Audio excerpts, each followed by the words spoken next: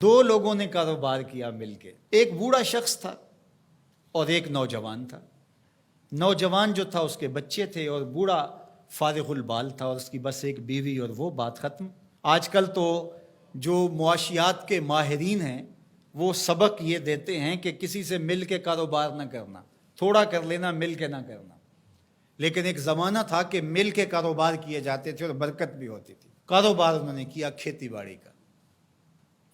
تو جب کھیتی پک گئی اور اناج کے ڈھیر لگ گئے تو اناج کو دو برابر حصوں میں تقسیم کر لیا اور کہا کہ ایسا کرتے ہیں کہ ایک مرتبہ اپنے اناج سے کچھ گندم اٹھا کر کے آپ گھر پھینک آئیں اور میں یہاں پہرا دوں، اور پھر میری باری ہو میں پھینک آؤں اور آپ پہرا دیں۔ تو باری باری ہم یوں اپنا اپنا حصہ اپنے گھر تک منتقل کر دیں۔ عدل کے تقاضوں کے مطابق دو برابر حصوں کے اندر یہ ہے عدل، تقسیم کر دیا گیا۔ اب احسان کا رنگ دیکھیے۔ جب بوڑھا شخص گٹھڑی اٹھائے اپنے حصے کی گندم سے، غلے سے کچھ حصہ اٹھا کے گھر چھوڑنے گیا تو جوان نے سوچا میں تو جوان ہوں، میرا غلہ سال سے پہلے ختم بھی ہو جائے گا تو مزدوری کر کے بچوں کا پیٹ پال لوں گا، لیکن بوڑھا کیا کرے گا؟ اس نے اپنے حصے سے تھوڑا سا حصہ اس کی جانب اور کر دیا۔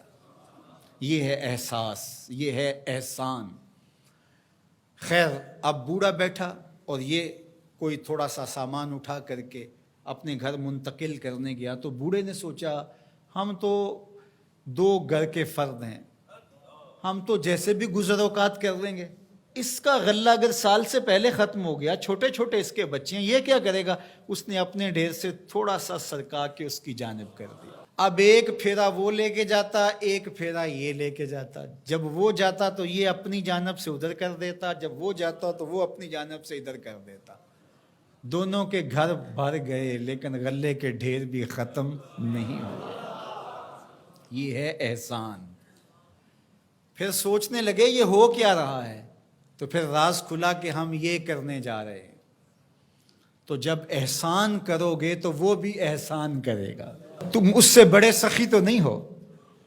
لیکن آج کیا ہوتا ہے، آج اگر دو اکٹھے مل کے کاروبار کر لیں تو بابا جائے گا تو جوان ادھر سے کر لے گا، اور جوان جائے گا تو بابا جی کہیں گے تھوڑا سا میں ادھر سے کر لوں، تو دونوں کے گھر بھی خالی رہیں گے اور غلے کے ڈھیر بھی جلدی چٹکی میں ختم ہو جائیں گے۔